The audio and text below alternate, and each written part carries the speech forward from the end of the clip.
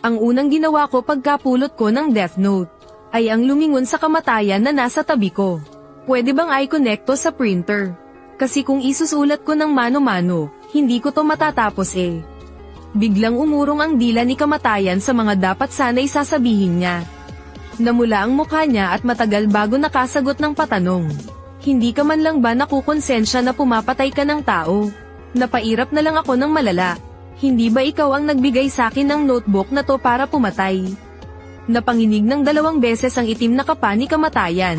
Para bang ngayon lang siya nakakita ng taong hindi sumusunod sa normal na takbo ng isip. Hindi mo ba naisip, na isuko to sa gobyerno? Ganyan kasi ang ginawa ng huling nakapulot niyan eh. Kinaway ko ang kamay ko na parang nawawalan na ng pasensya. Matutulungan ba ko ng gobyerno na tapusin ang mga kaaway ko? Napagbayarin sila. At ipadala sila sa impyerno. Nang makita kong nakatunganga lang siya at walang reaksyon. Napakibit balikat na lang ako. Kung walang printer, may pera ka ba ng tao dyan sa bulsa mo? 2 barya na lang kasi ang natitira sa bulsa ko eh. Pamasahe ko pa to sa bus bukas.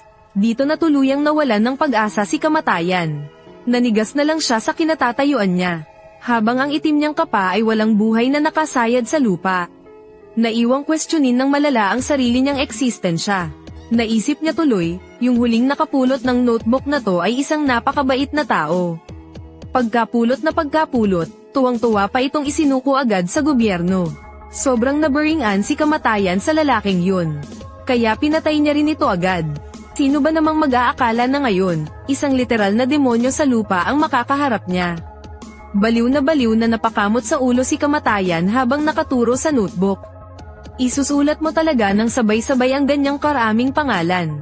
Nasisiraan ka na ba ng bait? Siguradong malulungkot ang mga magulang mo sa langit pag nakita nila tong ginagawa mo. Napangisi na lang ako, matagal nang patay ang mga magulang ko. 4 na taong gulang pa lang ako nung aksidente silang mamatay sa construction site. 2 buhay na binayaran lang ng walang kwentang 800,000 piso. Natulala si kamatayan ng ilang segundo pero pilit pa ring nagtanong. Pero siguradong may iba ka pa namang mga kamag-anak, di ba? Tumango ako ng mariin. At dahan-daang gumuhit ang isang malamig na ngisi sa mga labi ko. Yung mana galing sa mga magulang ko at yung perang danyos. Ginamit nila ang palusot na itatabi raw nila para sa akin hanggang sa nasa tamang edad na ako. Tapos pagtalikod ko, bumili agad ng bagong kotse. Pati nga bahay namin, sa pilitan nilang inagaw. Yung lupa sa probinsya, pinaghatian nilang lahat hanggang sa simot na simot. Natameme ng malala si kamatayan. Pero nakapag-aral ka naman kahit paano, di ba? Lahat naman ngayon sakop ng 9 na taong sapilitang edukasyon. Hindi ba tinuro sa'yo ng mga guro mo sa eskwelahan na hinding-hindi? Kadapat basta-bastang nananakit ng kapwa. Tiningnan ko ng masama si kamatayan. Oo, nakapag-aral nga ako. Pero araw-araw naman akong binubugbog at binubuli sa eskwelahan. Kaya sa huli, napilitan din akong huminto sa pag-aaral. Mariing tinitigan ni kamatayan ang kamay kong mahigpit na nakahawak sa ballpen. Baka na baka sa mukha niya ang pagkadismaya. Napakaunlad na ng lipunan ngayon. Hindi naman siguro mahirap humanap ng kahit anong trabaho para may makain, di ba? Kompleto at maayos naman ang mga kamay at paa mo. Hindi ka ba pwedeng magtrabaho ng marangal para kumita? Pagkarinig ko nito, hindi ko napigil ang mapang-isi ng may pangungutya. Isa akong batang manggagawa. Wala akong pinag-aralan, at mas lalong wala akong kakilala sa taas. Saan naman ako makakahanap ng maayos na trabaho?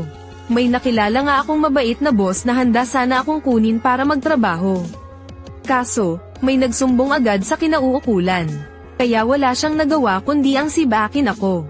Nang wala na akong mapuntahan, pumasok ako sa isang palihim na pabrika at nagpakakubo mula umaga hanggang gabi. Tapos, yung perang pinagpawisan at pinaghirapan ko. Tinangay lang lahat ng isang ganid na ahensya. Dali-dali kong hinugot ang balisong na nabili ko lang sa tabi-tabi. Bago lang itong patalim na to. Bukas na bukas din, pupuntahan ko at patutumbahin ko yung ahensyang nanloko sa akin. Ayaw pa ring paawat ni kamatayan. Naminggalinggi siya sa paligid ng inuupahan kong bulok na kwarto. Yung basurang lugar na to, mas maliit pa yata sa banyo. Kahit halos magkadikit na ang inidoro at yung ulunan ng kama ko. Ayos lang, maituturing pa rin naman itong bubong na masisilungan. Inunat niya ang butot balat niyang kamay at itinuro ang paligid. Kahit papaano, may nasisilungan ka pa rin ngayon, di ba? Hinablot ko sa lamesa yung sirang ballpen na wala ng tinta. Bumwelo ako ng todo at ibinato yun diretso sa malaki niyang ulo. At galit na galit akong sumigaw. Lihim kong sinira ang kandado para makapasok sa bulok na bahay na to. Kakamatay lang kasi ng malas na dating umuupa rito. Hindi ba't nandito ka para sunduin ang kaluluwa niya? Kaya naman biglang natameme ang kamatayan at wala ni isang salitang lumabas. Tapos sa dinami-dami ng oras, bigla pang naubusan ng tinta ang ballpen ko. Kaya no choice ako kundi ang makipagtitigan sa kamatayan na nasa harapan ko. Umabot ng kalahating minuto ang nakakailang nakatahimikang iyon. Hanggang sa hindi na talaga nakatiis ang kamatayan. Dahan-dahan siyang lumutang palapit, tinuro yung notebook ng kamatayan, at kitang-kita ang kuryosidad sa mukha niya. Kaya mo bang tandaan ang ganyang karaming pangalan ng mga kaaway mo? Tumalikod ako at mula sa sira-sirang backpack na pinaglalagyan ng lahat ng gamit ko, ay humugot ako ng isang lumang diary na kasing kapal ng blok ng semento. Basta ko nalang binuklat ang isang pahina, nasiksik na siksik sa dami ng mga nakasulat, kung sino, anong oras, at anong katarantaduhan ang ginawa nila. Lahat yan ay detalyado at malinaw na nakatala, mula pa noong unang araw ko sa elementarya. Baliw na akong naglilista. Noon pa man ay sumumpa na ako, na kapag lumaki na ako, at nagkaroon ng matinding kapangyarihan, lahat ng mga umapi sa akin, ay pagbabayaran ko ng sobrang mahal. Dahil sa kuryosidad, inilapit ng kamatayan ang malaki niyang ulo, at inisa-isa ang mga salita sa diary ko, kung saan nakasulat ang mga nakakapanghilakbot na detalye. Ika-24 ng Oktubre, ang tarantado na si Zhang Fugi, tinapon niya ang lahat ng libro ko sa basurahan. At aba, ang kapal ng mukha na sampailan pa ako ng malakas. Zhang Fugi, isa kang hayop. Tandaang-tanda ko ang ginawa mo. Pag nagkalaman na ako at nagkalakas, isinusumpa kong sasampalin din kita hanggang mamatay ka. Sa tabi ng mga salitang ito, gumamit ako ng pulang ballpen para i-drawing ang isang pangit na stick figure. At sa tabi nito ay nakasulat ng malaki ang pangalan ni Zhang Fugi. Madiinding ginuhitan sa mismong mukha ng stick figure ang isang malaki at kulay dugong X. Ika-25 ng Oktubre, pinilit ako ng advisor namin na si Teacher Lee na makipagkamay at makipag-ayos kay Zhang Fugi. Ayoko nga, kahit mamatay pa ako. Tapos, ang sama ng ugali niya, pinapatawag pa niya bukas ang mga magulang ko. Li Yanran, isa kang matandang mangkukulam. Isinama na rin kita sa listahan ng mga babalikan ko. Kapag yumaman na ako at umasenso balang araw, sisiguraduhin kong luluhod ka sa field ng isang buong araw. Ipapahiya kita sa harap ng buong eskwelahan.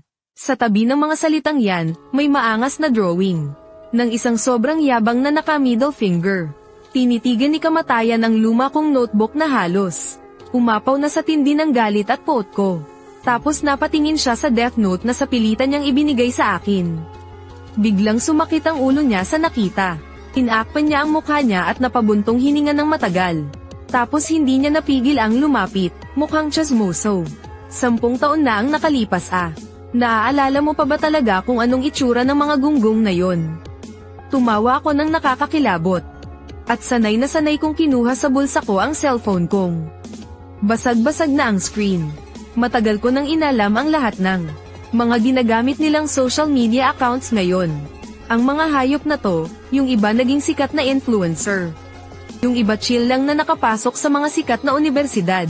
May iba pang ang ginamit ang pera ng mga magulang nila para magpakasarap sa ibang bansa. Nanlilisik ang mga mata ko habang nakatingin sa screen ng phone ko. Sa mga edited at perpekto nilang pictures na pinopost, nanginginig ako sa galit. Mga salot at walang awang bully sila noong high school. Pero ngayon, biglang nag-iba ang image nila online, at libo-libong mga bulag na fans ang sumasamba sa kanila. Sa comment section, panay puri ang makikita mo, ang bait naman ni kuya. Ang sweet naman niya, sobrang caring pa. Kahit magkandakuba pa ako sa pag-post ng mga ebidensya, para patunayan na binubuli nila ako noon. May mga fans pa rin silang parang mga ulol na aso. Naaatake sa akin at ipagtatanggol pa ang mga idolo nila. Kahit pumunta pa ako sa presinto para magreklamo. Ang mapapala ko lang mga peke at walang kwentang sorry. At wala na rin akong oras para magsampa ng kaso sa korte. Dahil hindi ko na yun masingit pa. Dahil araw-araw kailangan kong kumayad ng matindi. Para lang may makain ako. Napansin ni kamatayan na kanina pa ako tahimik na nakatitig sa screen. Kaya kinaway niya ang kalansay niyang kamay sa harap ko. Kahit nakuha mo pa lahat ng social media accounts nila. May iba dyan na kapag nagpo-post, hindi naman talaga. Hindi mo man lang ba ipapakita ang buong mukha mo, ha? Bigla kong iniangat ang ulo ko, sabay ngiti ng sobrang nakakakilabot. Hindi mo ba alam, tandang hakluban, kung ano yung tinatawag na doxing sa internet? Sa isang iglap, natigilan ng kamatayan sa akin ni hindi na siya makahinga ng malakas. Natulala siya ng sobrang tagal. Bago siya inosenteng nagtanong, ano ba talaga yung doxing na yan? Tiningnan ko ng puno ng pandidiri itong ignorant ang kamatayan na to. Talagang nabubuhay pa yata sa nakaraang siglo ang makalumang nilalang na to. Sobrang napag-iwanan na talaga ng panahon. Isipin mo na lang ng ganito ka-simple. Kaya kung manghak gamit ang iba't ibang paraan. Para kalkalin sa internet at ibunyag ang lahat ng madilim nilang nakaraan. Pabulong na human gal ang kamatayan. Mukhang labag sa batas yang ginagawa mo, ah. Hindi ka ba natatakot na mahuli at mabulok sa kulungan, bata? Ang mundo ninyong ito, kahit paano.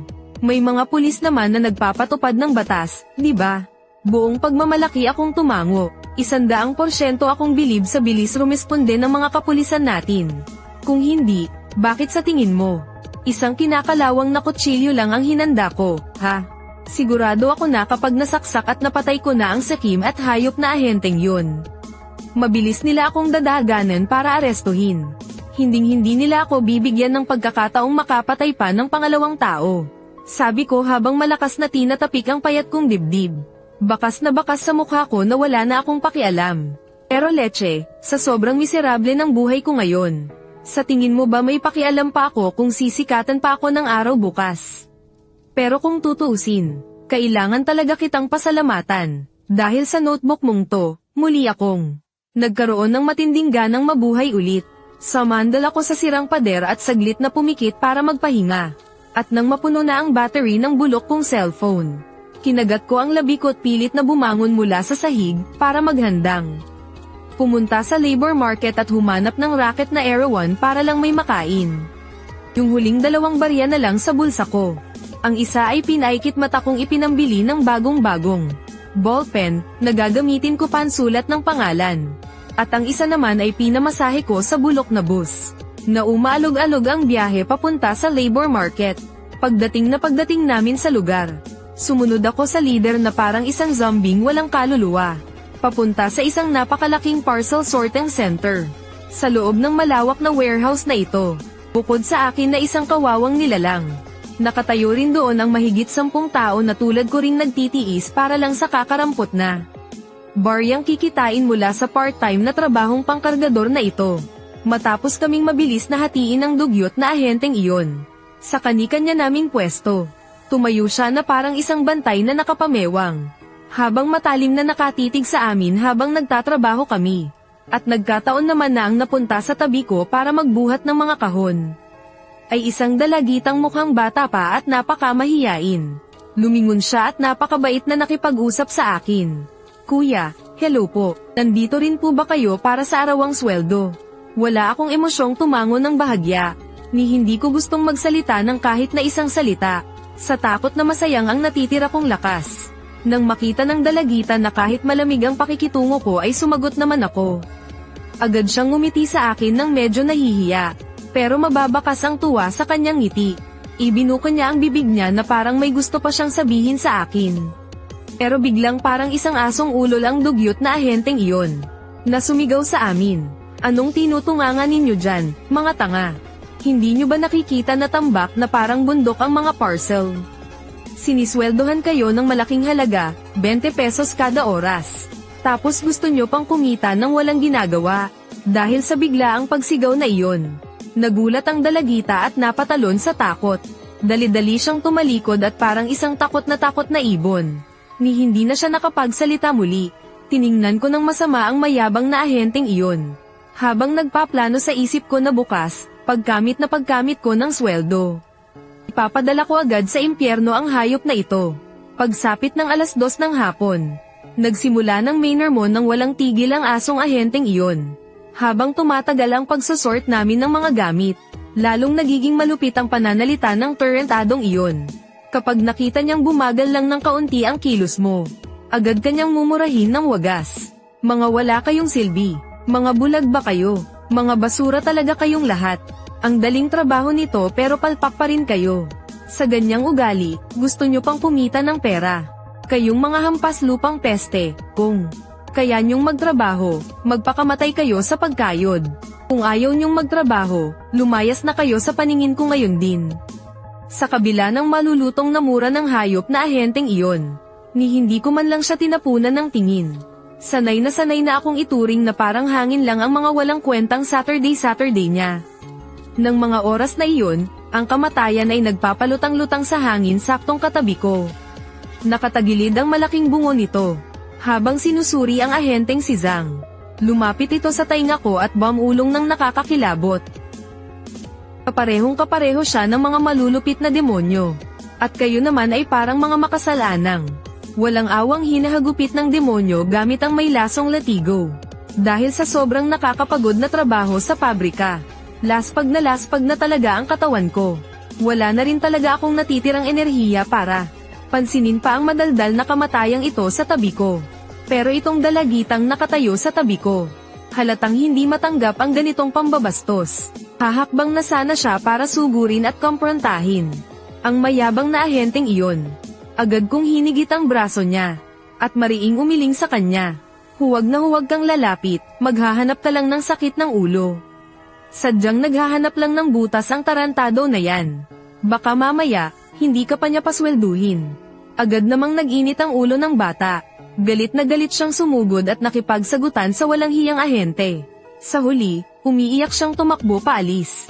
Nang makitang nakalayo na ang bata, ang walang hiyang ahente, tuwang-tuwa at mayabang na tiningnan kaming mga natira. Bilis-bilisin niyo ang pagtatrabaho. Mga wala kayong silbi, daig pa kayo ng aso kung magtrabaho. Pagkabitaw niya ng mga salitang iyon, ilang mga binatilyo sa tabi ko ang tuluyan ng napaikan. Nakasimangot nilang binitawan ng trabaho at nag-walk out. Dahan-daang lumutang palapit sa akin ang kamatayan. Nakatitig sa likod ng mga taong nag-aalisan. Bakas ang pagtataka sa mga walang laman nitong mata. Pananatili ka pa rin ba rito at hindi aalis?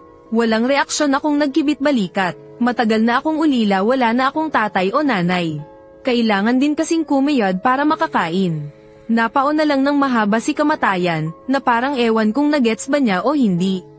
Pinagtiyagaan ko ang hirap hanggang sa uwian. Itong walang hiyang to, ewan ko ba kung kailan ako palihim na pinicturein. Habang nakaupo ako at nagpapahinga. Tapos sumigaw ba naman na babawasan daw ang sahod ko. Nagpakapagod ako buong maghapon, tapos ang napunta lang sa kamay ko na pera, 140 piso lang. Pinandilitan ko ang kumag na nasa harap ko, sabay huminga ng malalim. At malamig na nagsalita na ni hindi man lang nagiba ang mukha. Anong pangalan mo?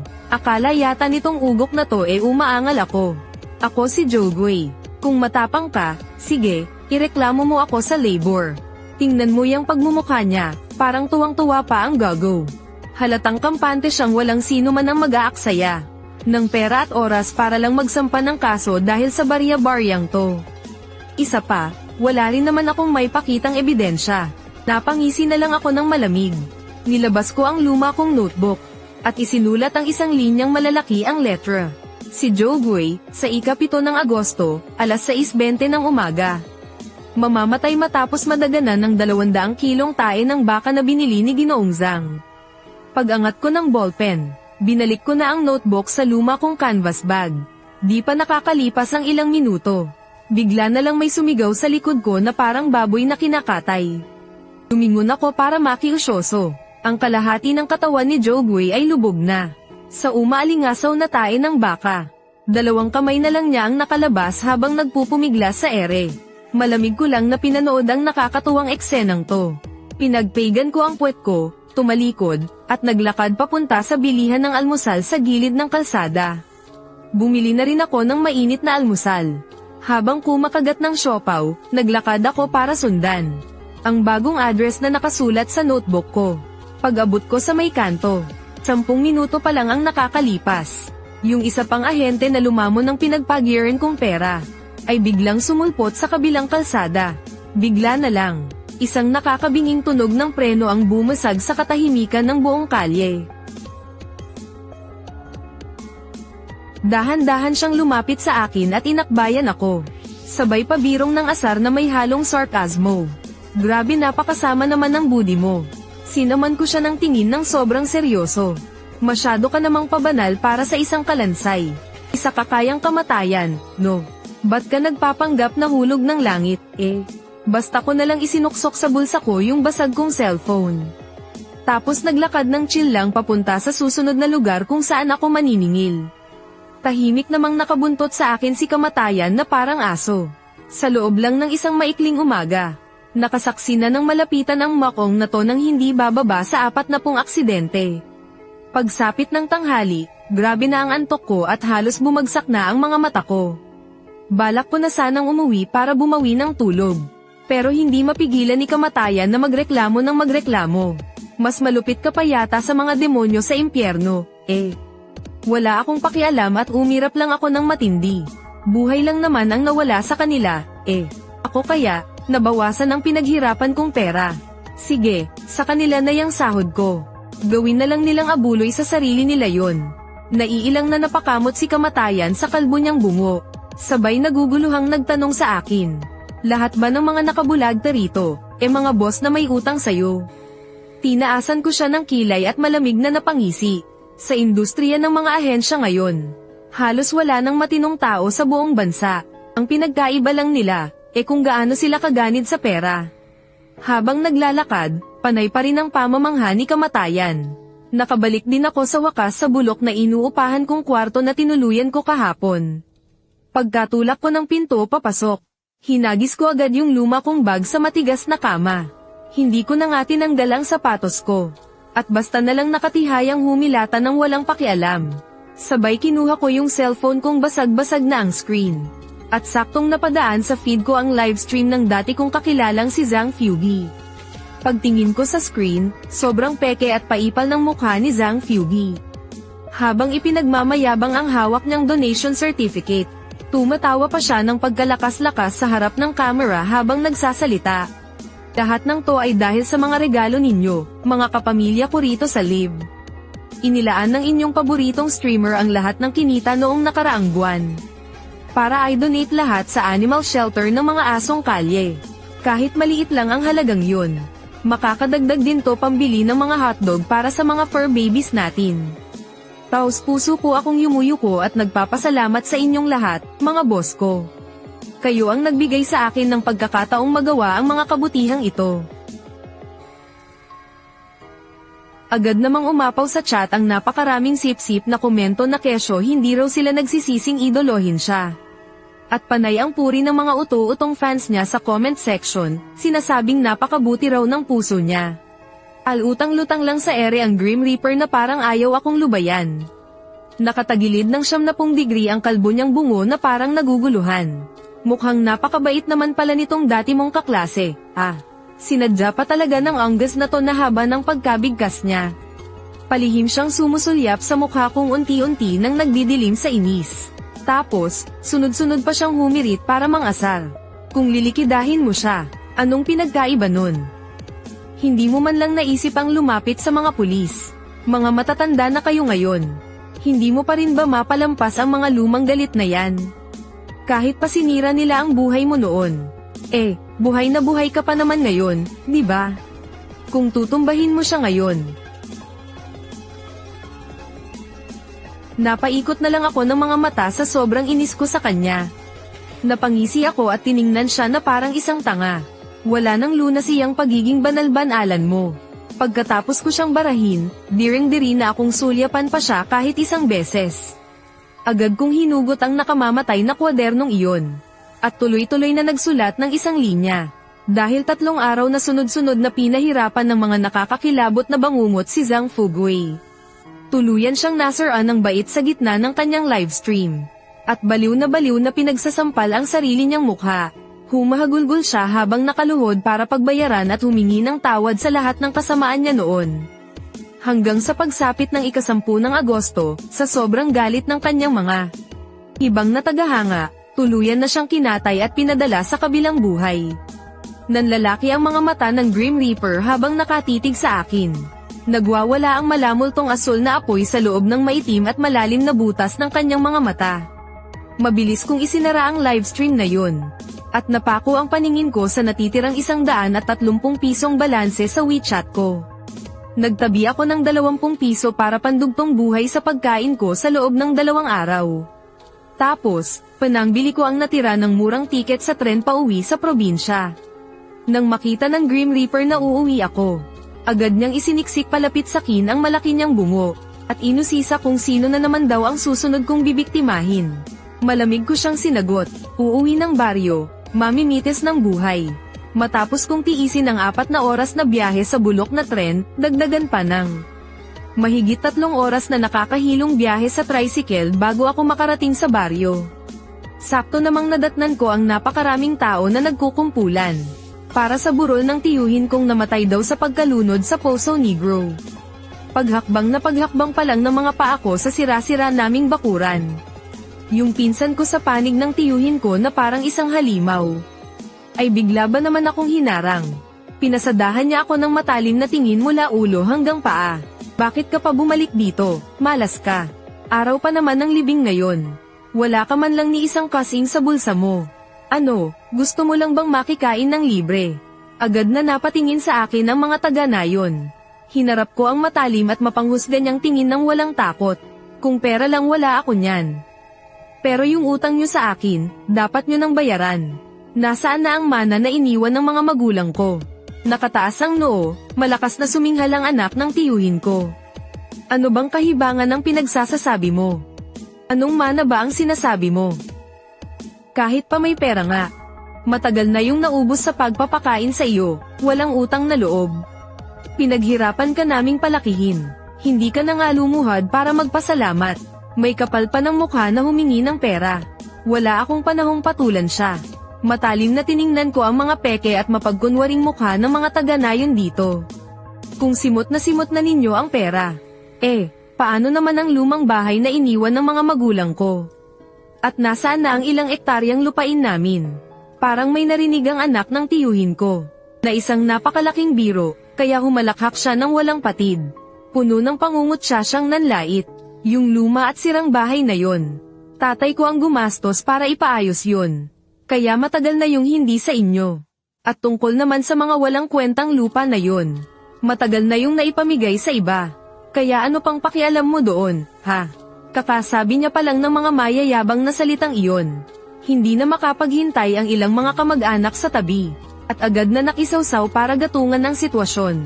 Tama nga naman. Hindi mo ba tinitingnan ang sarili mo sa salamin? Isa ka lang ulila na walang nagmamahal na tatay at nanay. Makakain mo ba yang bahay at lupa kung aagawin mo, ha? Mabuting at maaway ng tiyuhin mo, binigyan ka ng makakain at pinalaki ka pa niya. Bilang nakababata, dapat marunong kang tumano ng utang na loob. Nang marinig ko ang mga pangongonsensya nila, hindi ko na napigil ang mapang-isi ng may halong puot. Pinalaki niya ako. Mga bulag ba kayong lahat na nandito? Hindi nyo ba nakita kung paano ako pinahirapan ng matandang hayop na yun noon? Noon halos mahilo na ako sa sobrang gutom buong maghapon. Ni isang lagok ng matamis na tubig hindi ko man lang matikman. Kahit napakalamig ng panahon, kailangan ko pa ring magpaalipin sa buong pamilya nila, sa paglalaba at pagluluto. Tapos ngayon kayong mga kasabwat nila, ang lalakas pa ng loob ninyong